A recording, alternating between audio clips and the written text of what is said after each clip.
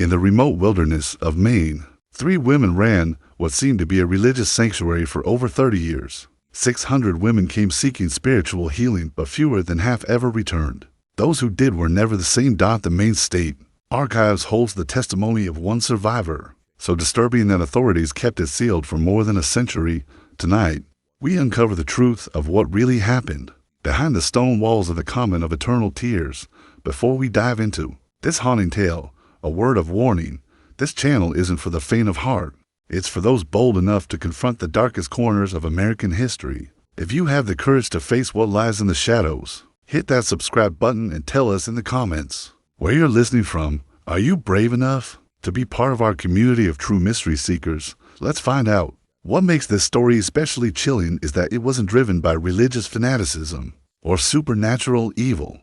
It was something far worse: the cold, calculated pursuit of knowledge, no matter the cost. And it all hid behind a mask of Christian charity. In the late 18th century, the District of Maine was still part of Massachusetts, a wild and isolated territory where small communities battled bitter winters and harsher realities. The coastal town of Millbridge, home to just 300 people, served as a trade hub for lumbermen and fishermen daring enough to face the treacherous Atlantic. 15 miles inland, through dense forest marked only by old hunting trails, lay a stretch of land that would become known for unspeakable horrors. The Ashford women arrived in Millbridge on a gray October morning in 1798, their horse-drawn wagon loaded with strange crates and medical equipment that drew curious stares. Mother Superior Agatha Ashford stepped down first, moving with the grace of European nobility. She was in her early 40s, with silver-streaked auburn hair and piercing gray eyes that seemed to study everything around her. Her voice carried the polished accent of an educated Englishwoman,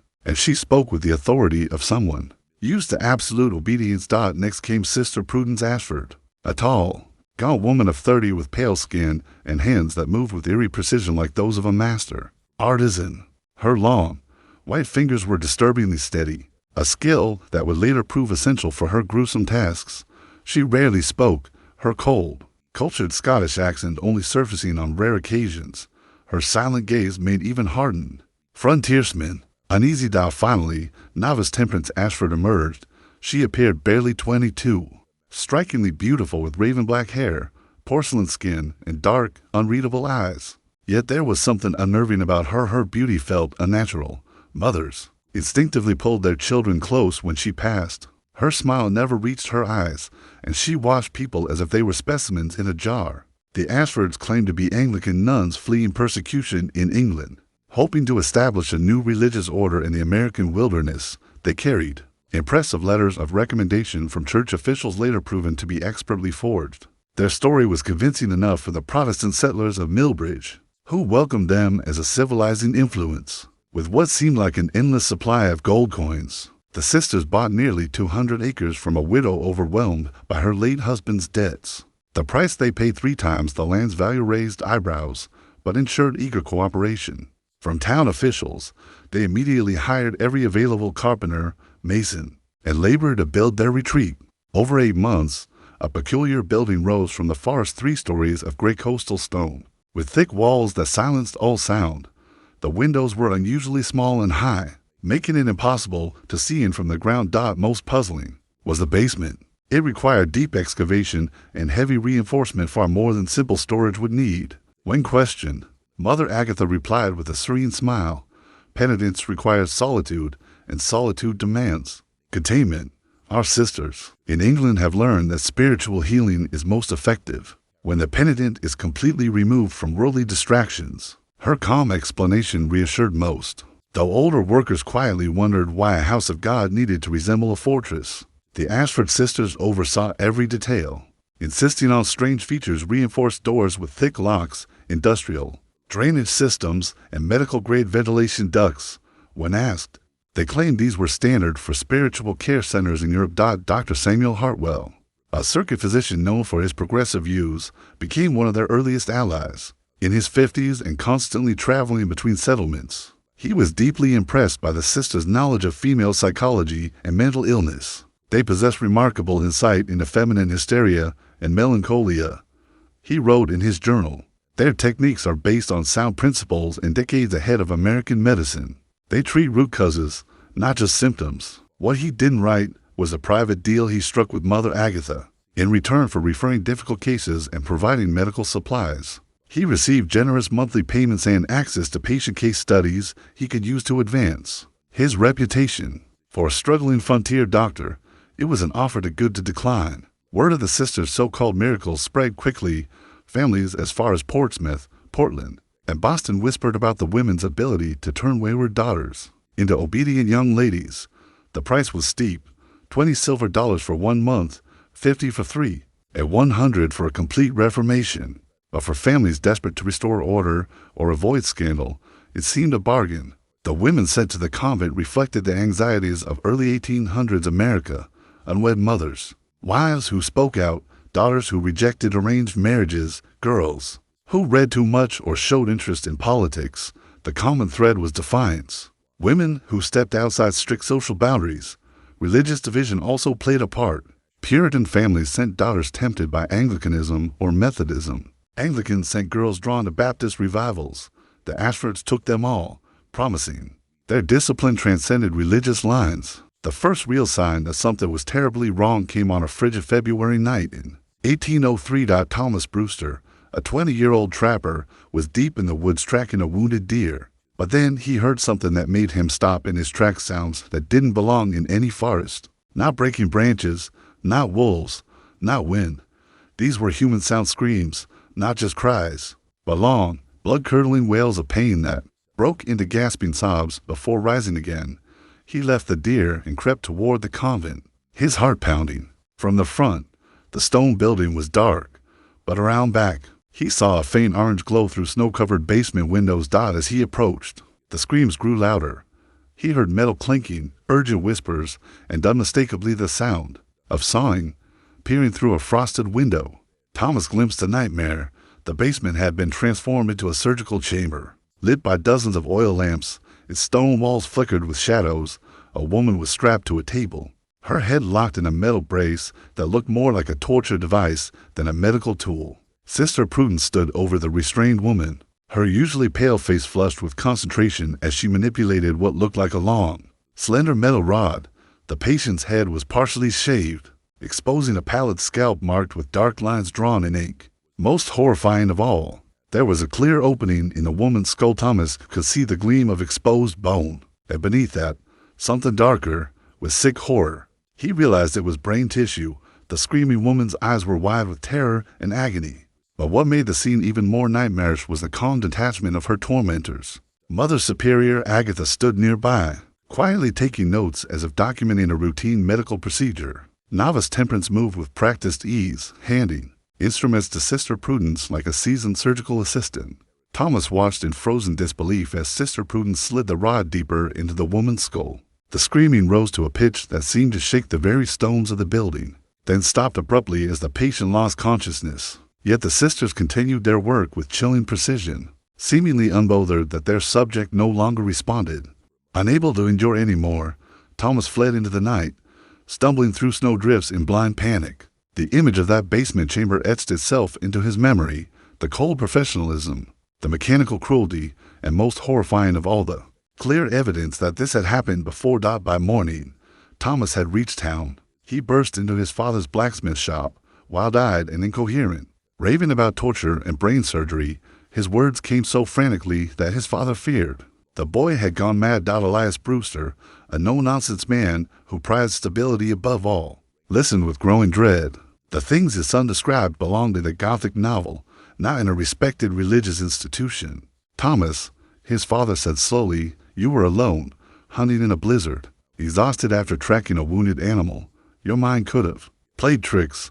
Maybe you saw a medical treatment of some kind. The sisters are known for helping with delicate female conditions. But Thomas's story was too detailed, too precise to dismiss. He described the layout of the basement, the exact instruments used, and most persuasively, the detached and clinical manner of the women conducting the procedure. This wasn't madness, it was something far more deliberate, more practiced. Elias Brewster decided to consult Deacon Morrison, the town's moral compass and most respected citizen. Morrison was a cautious man who had built his reputation on sound judgment and a desire for community harmony.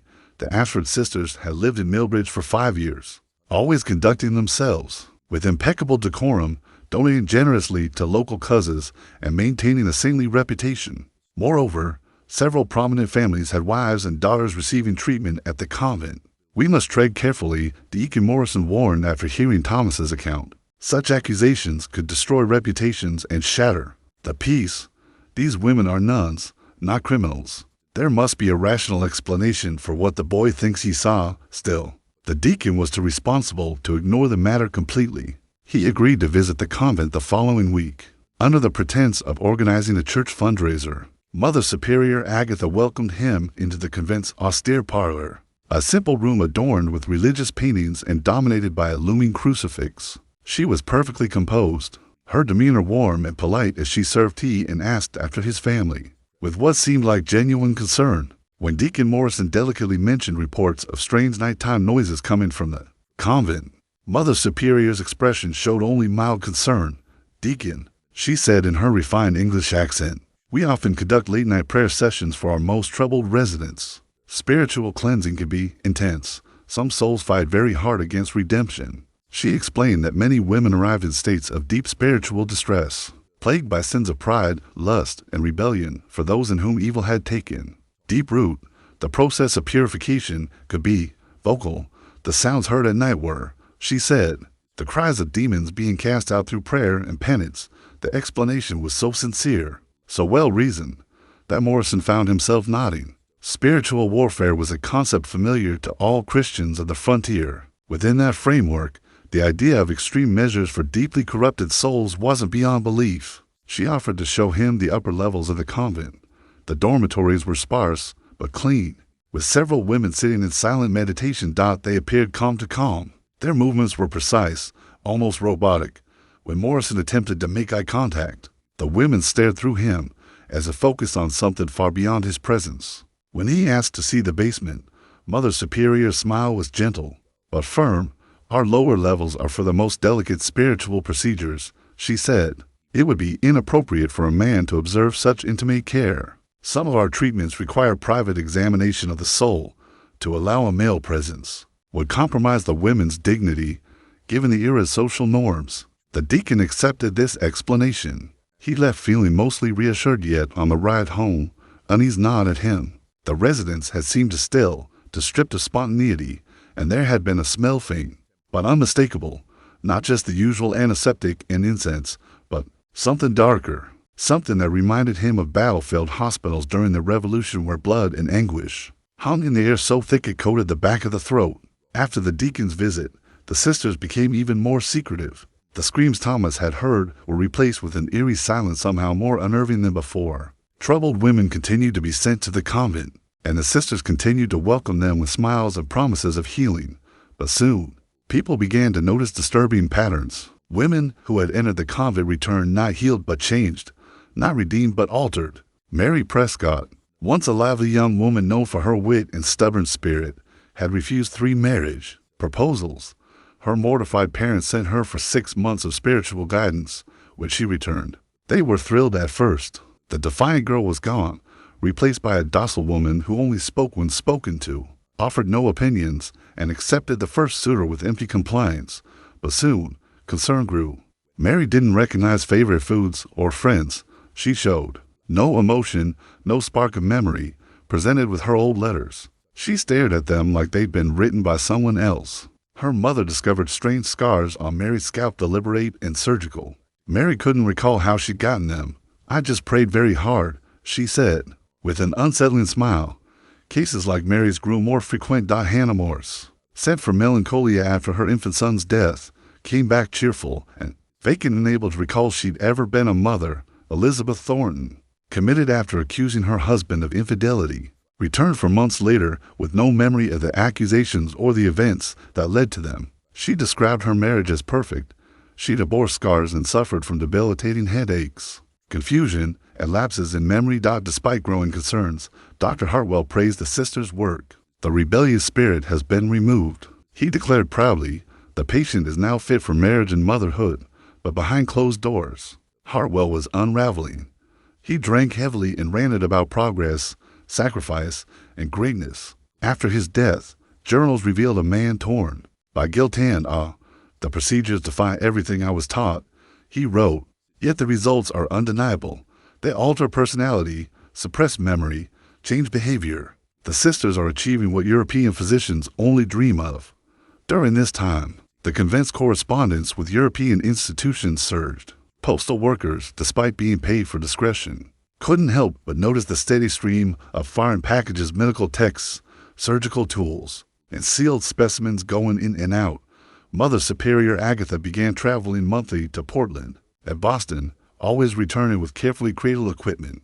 She told curious townsfolk that the convent was pioneering new treatments for mental illness, blending spiritual healing with the most advanced methods known to science. Shelter in a small hunting cabin deep in the woods, several miles off any traveled road, there, by the warmth of a modest hearth, Sarah recounted her ordeal in halting, fevered speech, pausing only to sip broth or fight off waves of exhaustion. Joshua, though a man of few words, listened intently more and more, alarmed by what he was hearing.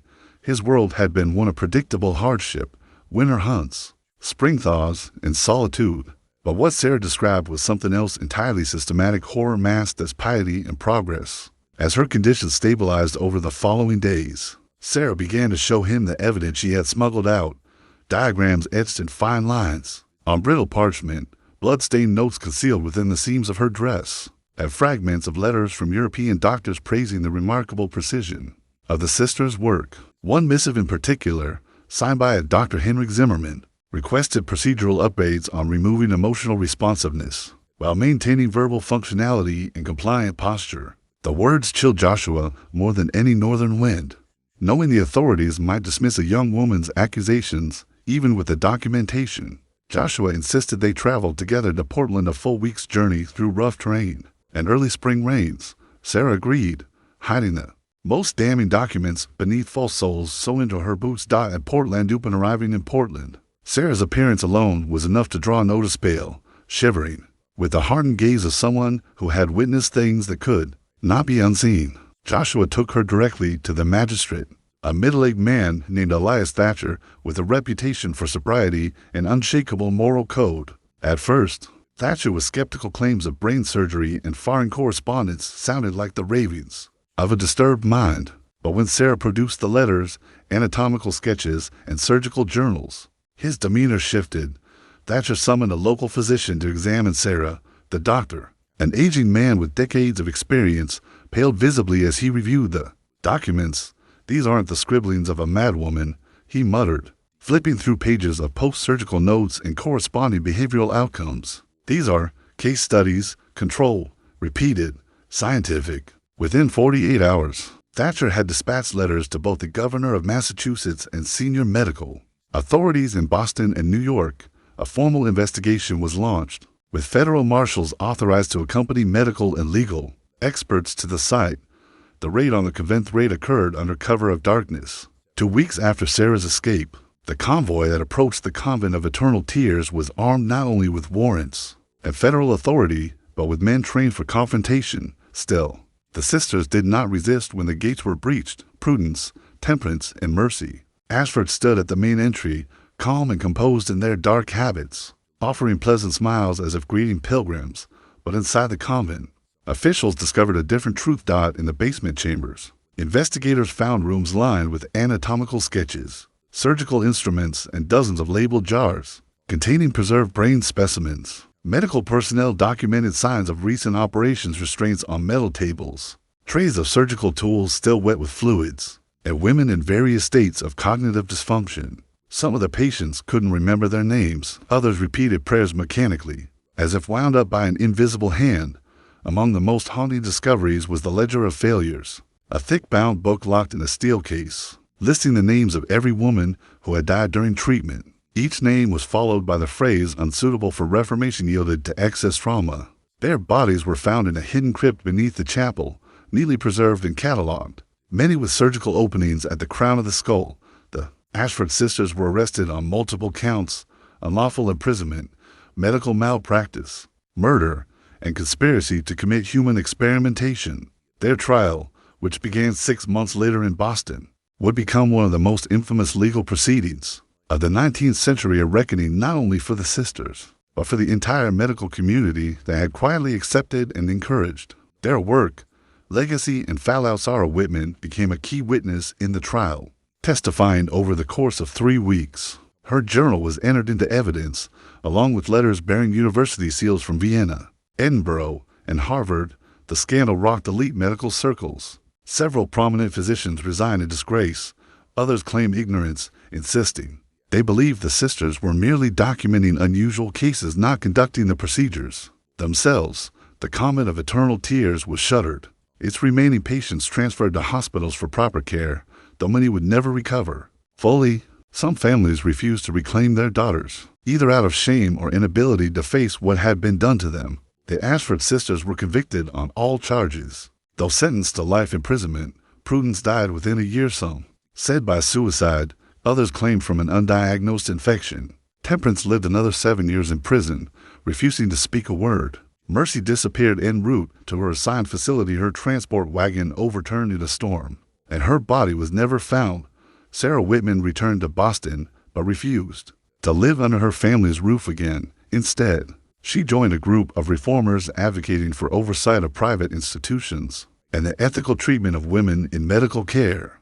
Her writings, later published under the title Tears of the Mind, a survivor's account, became an early text in the field of psychiatric reform. But she never spoke publicly of what she had seen in the deepest chamber of the convent, the one door she opened that no one else dared speak of. In her journal, one entry was found crossed out so violently it tore the page. Sarah made her way to the sheriff's office in Millbridge, but even during the journey, fear clung to her like a shadow.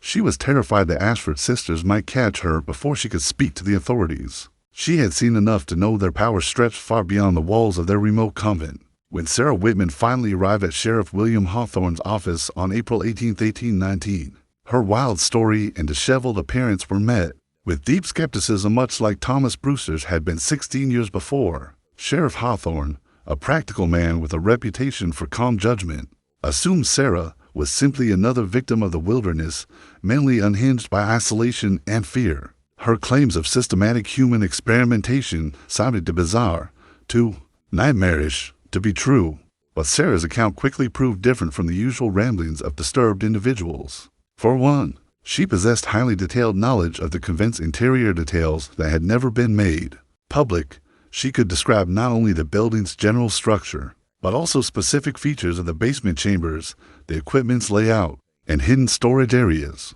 This was information only someone with extensive access could know. More compelling still, Sarah had escaped with stolen documents, surgical notes, letters exchanged with European medical institutions, and patient records.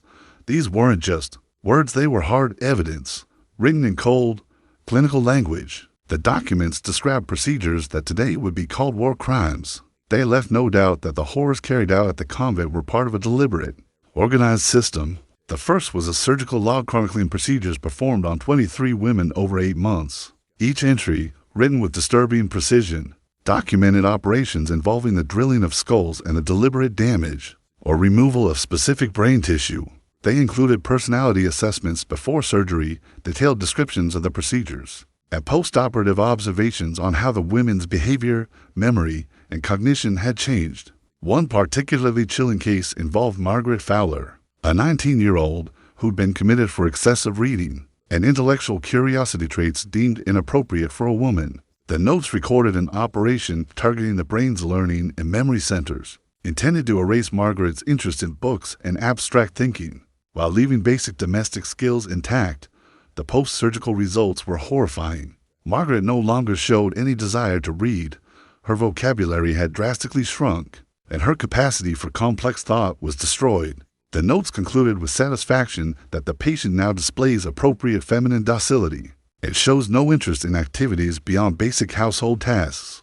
The second document was even more damning, a file of correspondence with Dr. Henrik Zimmermann of the University of Vienna. In it, he negotiated the purchase of cranial intervention research for 4,000 Austrian florins. He specifically requested methods for surgically eliminating unwanted memories and personality traits.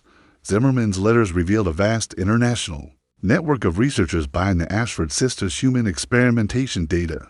Institutions in Edinburgh, Berlin, and pairs received regular updates on procedures so unethical they'd be outlawed anywhere else. The sisters had become commercial suppliers of forbidden knowledge. The third document may have been the most horrifying. A catalog of over 600 women processed through the convent since 1798. The catalog sorted women by the type of treatment they received, with notes on each procedure and the patient's final outcome. Most were marked reformed and returned. Women who'd undergone brain surgery and been sent back to their families, their personalities irreversibly changed. A smaller group were labeled permanent residents, women supposedly choosing to stay at the convent, though no details were given about their whereabouts. Most disturbing of all were nearly 200 entries marked expired, women who had died during or shortly after the experiments. Faced with this overwhelming evidence, Sheriff Hawthorne understood the magnitude of what he had uncovered. He immediately organized a raid on the convent, assembling 15 armed men for what was clearly no routine arrest. He also sent urgent messages to Portland and Boston, requesting help from federal marshals with jurisdiction over crimes of this scale. But the Ashford sisters had already been alerted by their network of informants in Millbridge. When the raiding party reached the convent on the morning of May 20th, 1819, they found it completely abandoned. The sisters had fled overnight, taking with them nearly all portable equipment and records.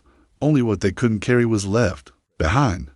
What remained inside the convent stunned even the most hardened lawmen. In the basement, they discovered a fully equipped surgical theater, complete with instruments designed specifically for cranial procedures. Shelves lined the walls, holding hundreds of preserved brain specimens, each carefully labeled with the patient's name and the experiment performed. Behind a false wall, they uncovered a hidden chamber containing 47 bodies in various states of preservation, all showing signs of brain surgery. These corpses had been kept in alcohol-based solutions, likely for continued study. Each one bore a tag describing the procedure and its outcome. In their haste to escape, the sisters had left behind massive amounts of documentation. File cabinets held thousands of pages, surgical notes, patient files, and correspondence with universities around the world.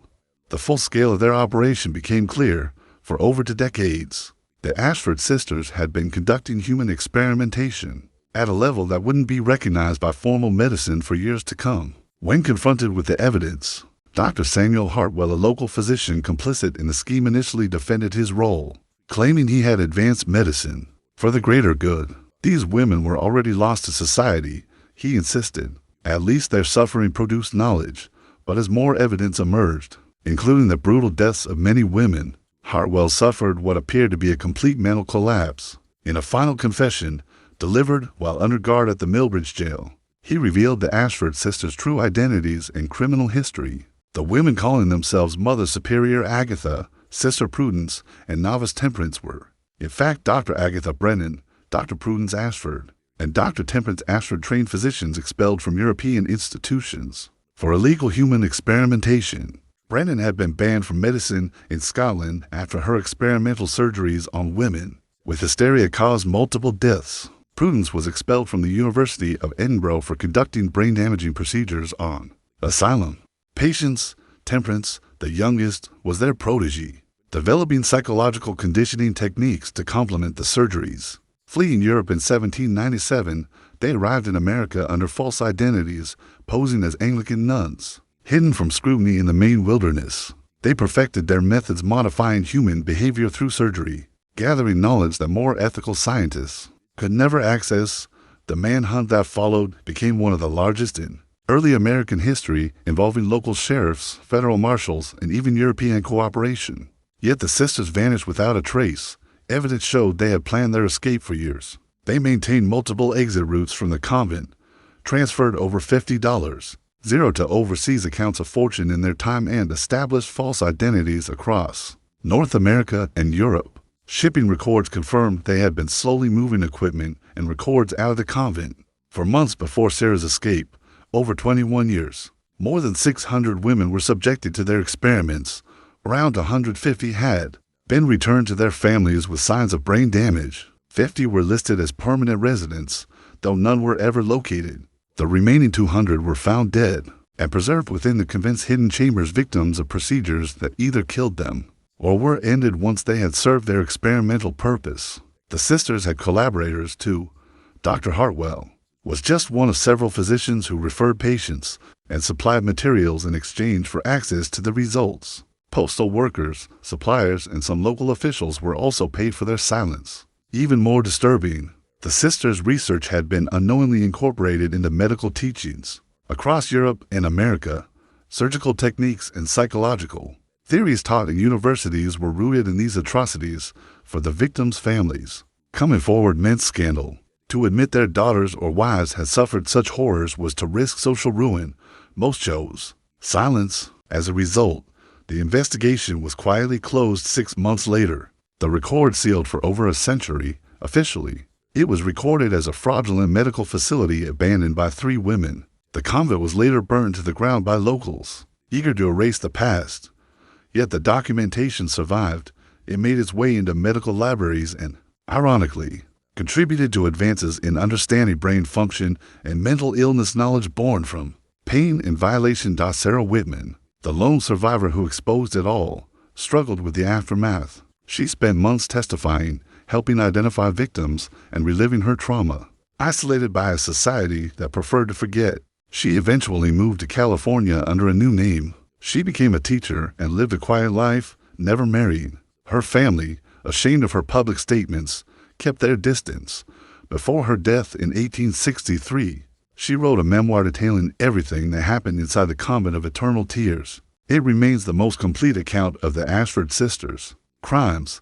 The sisters themselves were never found. Over the years, rumors surfaced sightings in Argentina, whispers of medical facilities in France and Italy. One credible account came from a French physician who claimed he met Agatha Brennan in Paris in 1856, practicing under an assumed name, using eerily familiar techniques, but by the time authorities arrived, she had disappeared again. The story of the convent of Eternal Tears is one of the darkest in American history. The Ashford sisters blended science with cruelty, advancing medicine at a terrible human cost. Their work revealed techniques decades ahead of their time, but at the price of hundreds of lives. This case also exposed how vulnerable women were in early America, how easily social norms and legal blind spots allowed such evil to flourish. Worst of all was the silence that followed. The institutions and families that chose secrecy over truth ensured the victims would be forgotten and left the door open for such crimes to happen again.